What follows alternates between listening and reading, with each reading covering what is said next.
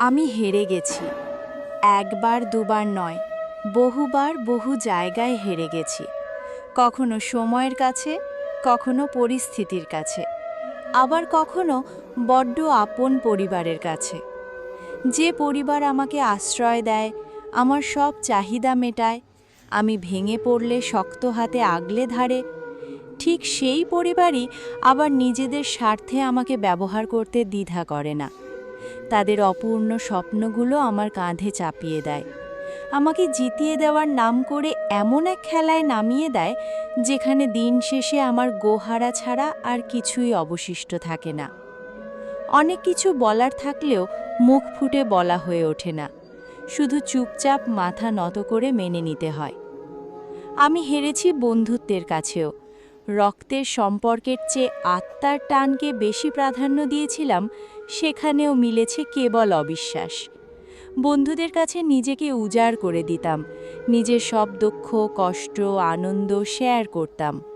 তারা আমাকে বটগাছ ভাবত বটে, ক্লান্ত শরীরে আমার শীতল ছায়াটুকু নিত, কিন্তু প্রয়োজন ফুরিয়ে গেলেই সুযোগ বুঝে ক্ষতবিক্ষত করে চলে যেত। আর ভালোবাসা, যেখানে গেলে হৃদয়ের মাধুর্যতা বাড়ে, হাজার বছর বেঁচে থাকার ইচ্ছে জাগে, দুটো মানুষের দূরত্ব কমে, আমি ঠিক সেখানেই সবচেয়ে বড় ধাক্কাটা খেয়েছি।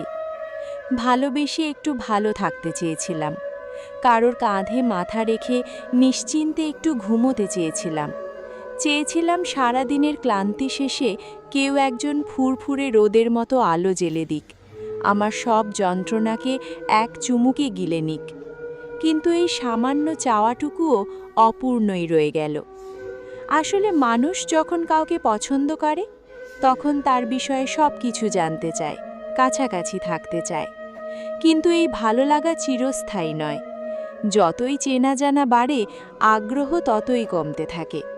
যোগাযোগ কমে, দূরত্ব বাড়ে, আর একসময়ের প্রিয় মানুষটি ধীরে ধীরে অপ্রিয় হয়ে ওঠে।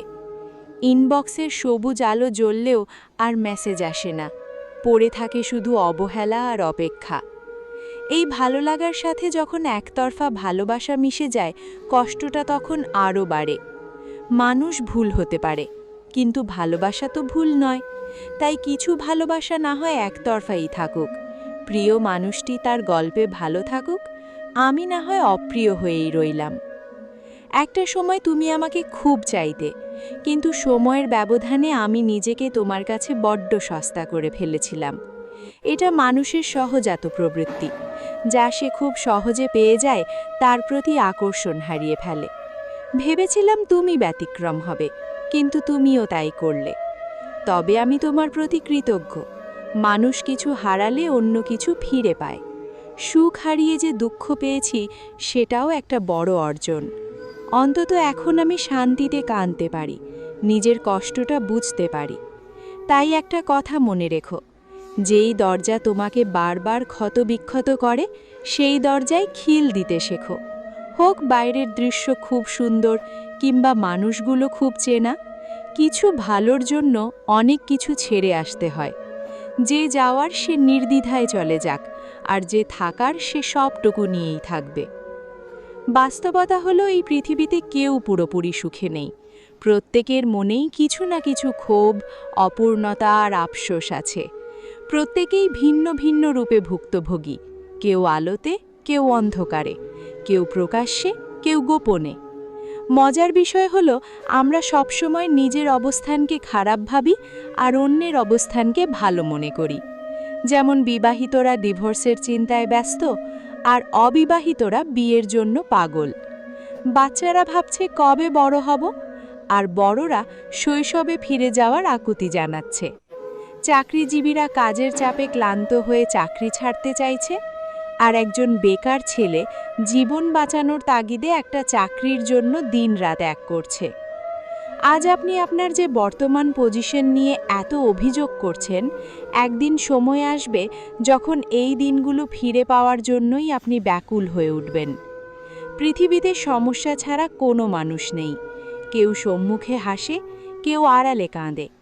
তাই অন্যের সুখ দেখে আফসোস না করে নিজের জীবনটাকে উপভোগ করতে শিখুন। সুখ দুঃখের এই জীবন তো আমাদের নিজেদের পরিকল্পনার অংশ নয়। পর্দার আড়ালে কেউ একজন আমাদের জন্য সব কিছু পরিকল্পনা করে চলেছেন। তার ওপর ভরসা রাখুন। আপনার দুঃখে সহানুভূতি দেখানোর মানুষের অভাব হবে না, কিন্তু আপনার খুশিতে সত্যিই খুশি হওয়া মানুষের বড্ড অভাব।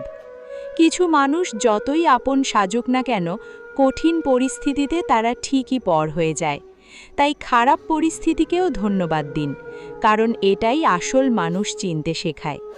যদি জীবনটাকে সুন্দর করতে চান, তবে জীবনের কিছু সময় ধৈর্য ধরতে হবে, কিছু জিনিস সহ্য করতে হবে, কিছু তিক্ত বাস্তবতাকে মেনে নিতে হবে, আর পরিস্থিতির সাথে নিজেকে মানিয়ে নিতে হবে।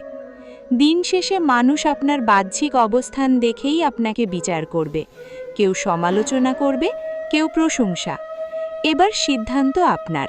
আপনি অন্যের কথায় আফসোস করে জীবন কাটাবেন, নাকি নিজের মতো করে জীবনটাকে উপভোগ করবেন?